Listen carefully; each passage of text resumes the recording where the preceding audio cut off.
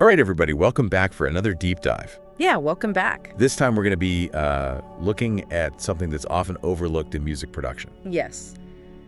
And that is the importance of a dedicated, acoustically treated room for getting professional results when mastering music. Absolutely. So whether you're an aspiring producer or just someone who loves listening to music and is curious about how their favorite tracks are made, Right. understanding this often overlooked aspect is really going to be a game changer for you. Yeah, for sure. I think a lot of people, they get really excited about the software and the plugins, and, that's really cool stuff. Yeah. But the reality is the room itself really is a huge part of the sound. Right. So to kick things off, let's get right to the heart of it. Yeah.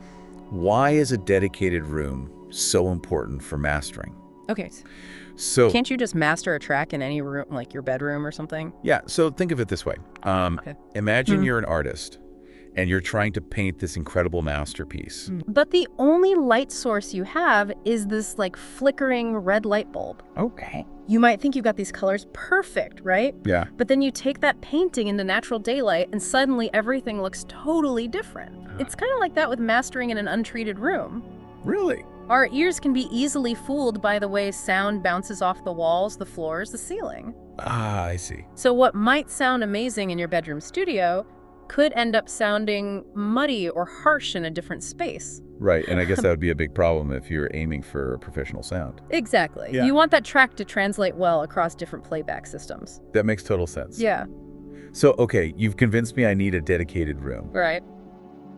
What actually makes a mastering room? Well, first up, let's talk about the shape and size of the room. Okay.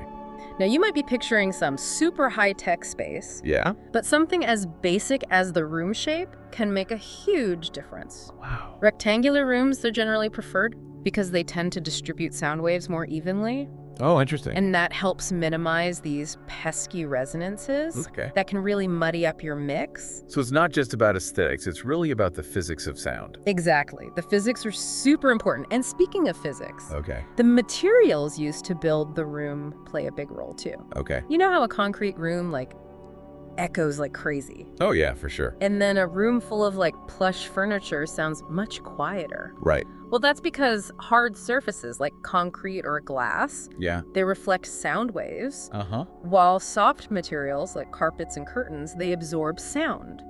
Ah, okay. So we're basically talking about controlling the way sound behaves in the room. Right.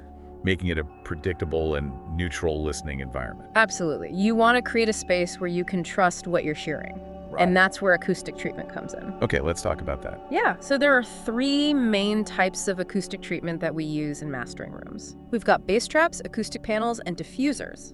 All right, so let's start with those bass traps. What do they do? So bass traps, as the name suggests, they're designed to target those really powerful low frequencies Yeah. that tend to build up in the corners of a room. Okay. They kind of act like sound sponges, Right. soaking up that excess bass energy and preventing it from making the sound boomy and undefined. So they tame the low end. Yeah, they keep those low frequencies in check.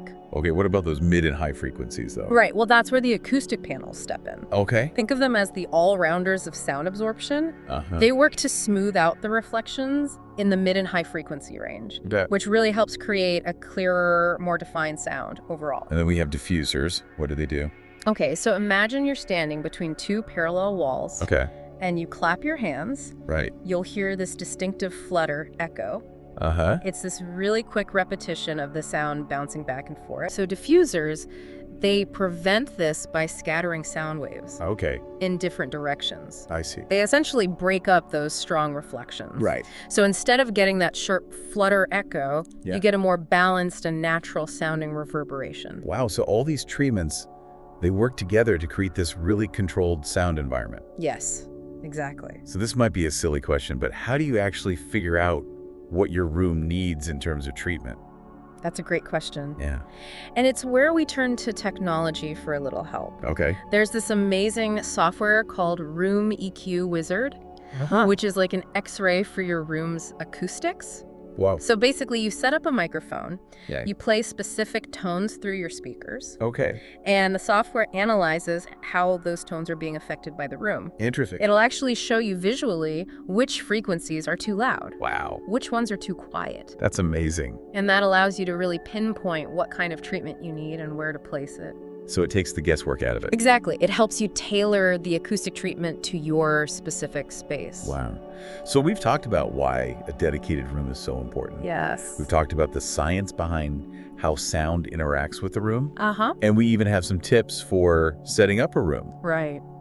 It's pretty clear now that mastering isn't just about having fancy plugins. Yeah. It's really about creating this sonic sanctuary Yeah. where you can truly sculpt the sound. Absolutely. You want to be able to hear every detail, every nuance, Right. so you can make informed decisions that bring out the best in your music. So for all of our listeners out there, what's one final thought you want to leave them with? Well, I think it's important to remember that your listening environment really shapes the way you perceive sound. That's true. Whether you're in a professional studio, your car, or even just listening on headphones. Yeah. The space around you has a huge impact on the music you love. It really does. So pay attention to how different environments color the sound. And yeah, explore that a little bit. It's a fascinating world.